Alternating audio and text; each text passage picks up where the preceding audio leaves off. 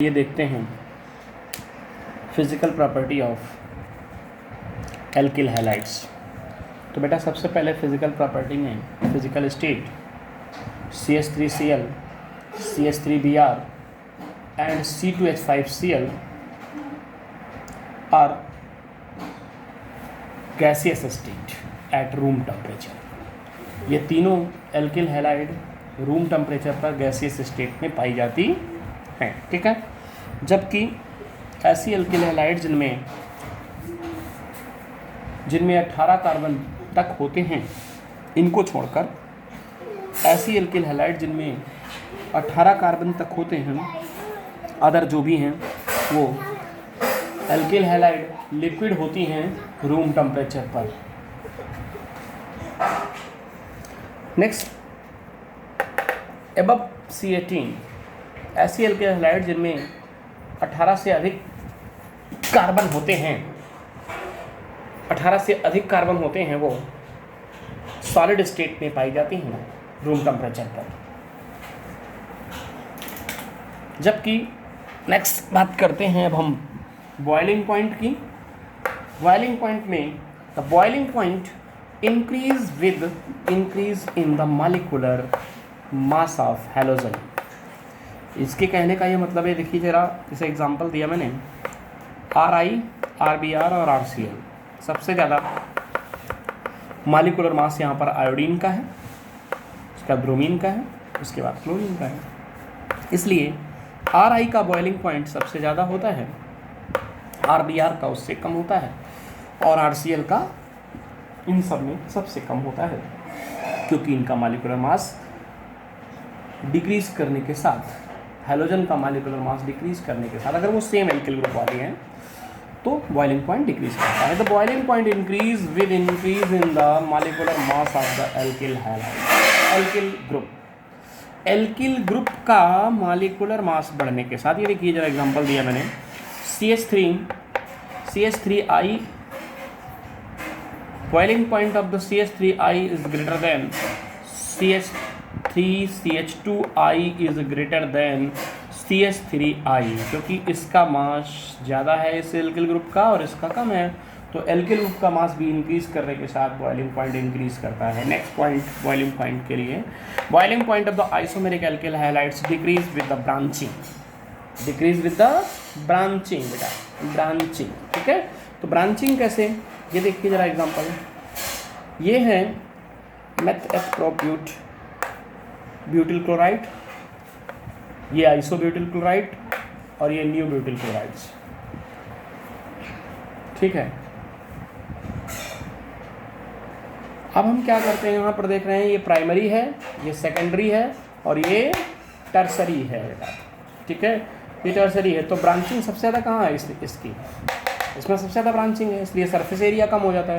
इससे ब्रांचिंग थोड़ा कम है तो सरफेस एरिया इंक्रीज कर रहा है, तो बॉइलिंग पॉइंट भी क्या होगा, जिसमें ब्रांचिंग जितनी कम होगी बॉइलिंग पॉइंट उतना ही ज़्यादा होगा। तो boiling point of the N chlorobutane is greater than isochlorobutane is greater than neo chlorobutane, ठीक है।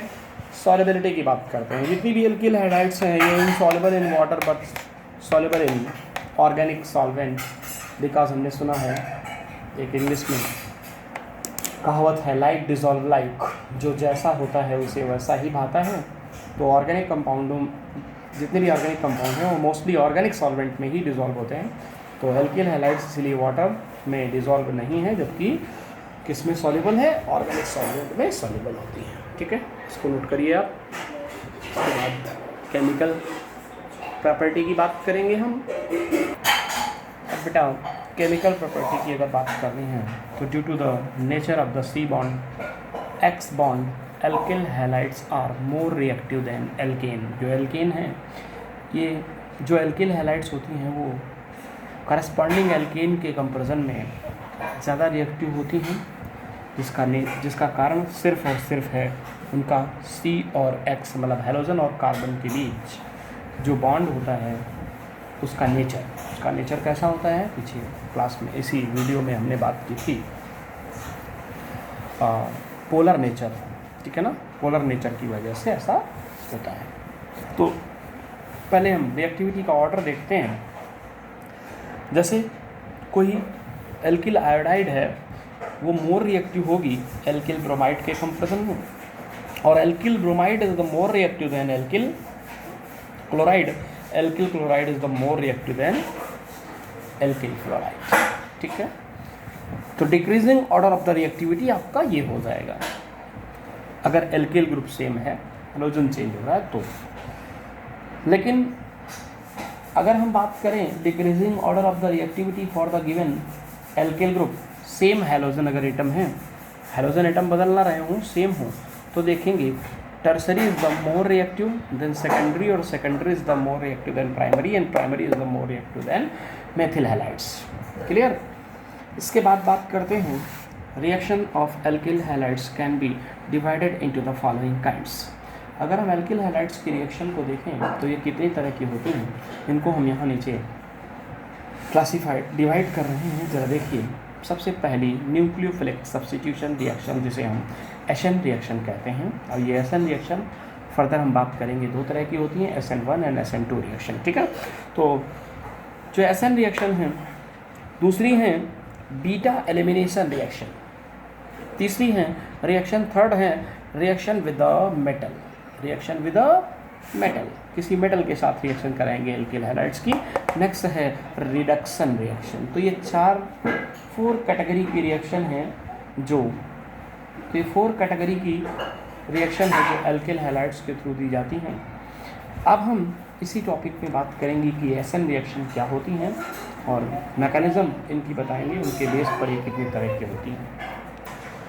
अब बेटा ये SN1 मैकेनिज्म ऑफ द एशन रिएक्शन जो है, generally nucleophilic reactions are given below. ये है एक न्यूक्लियोफिलिक रिएक्शन जहाँ एल्किल हैलाइड्स किसी न्यूक्लियोफाइल से, न्यूक्लियोफाइल जानते हैं ना, न्यूक्लियोफाइल इलेक्ट्रोफाइल रिएजेंट्स हुआ करते थे, तो न्यूक्लियोफाइल के साथ रिएक्ट करता है, प्रोडक्ट बनता है, और halides in the form of anion बाहर निकल रहा है, दिखाया गया आपको। तो on the basis of the kinetics it may be follow to rate law. ये ऊपर वाली रिएक्शन है, काइनेटिक की बेस पर 2 तरह के लॉ देती है, रेट लॉ देती है। कौन कौन से? यदि किसी रिएक्शन की रेट, कोई भी न्यूक्लियोफिलिक रिएक्शन है और उसकी रेट इज इक्वल टू के यहाँ पर रेट कांस्टेंट है, सिर्फ molar concentration of alkyl halide पर डिपेंड करती है, तो उस रिएक्शन को SN1 रिएक्शन कहते हैं। समझ में आई बात? अगर किसी रिएक्शन की जो न्यूक्लियोफिलिक रिएक्शन है उसकी रेट एल्किल हैलाइड की मोलर कंसंट्रेशन और न्यूक्लियोफाइल दोनों की मोलर कंसंट्रेशन, ये जो बड़ा ब्रैकेट है मोलर कंसंट्रेशन को रिप्रेजेंट कर रहा है, ठीक है। तो एल्किल हैलाइड्स और किसकी, न्यूक्लियोफाइल, दोनों की मोलर कंसंट्रेशन पर डिपेंड करता है, तो इसे हम कहते हैं SN2 रिएक्शन। समझ में आई बातें? तो क्योंकि हम जानते हैं कि rate of reaction is equal to change in the concentration of reactant with time, ठीक है ना। तो अगर इसकी कंसंट्रेशन पर डिपेंड करती है सिर्फ एक की, तो वो है SN1, और दोनों की डिपेंड करती है तो वो है SN2, ठीक है बेटा। तो ये SN रिएक्शन 2 तरह की हो गई इस तरह से, SN1 reaction and SN2 reaction.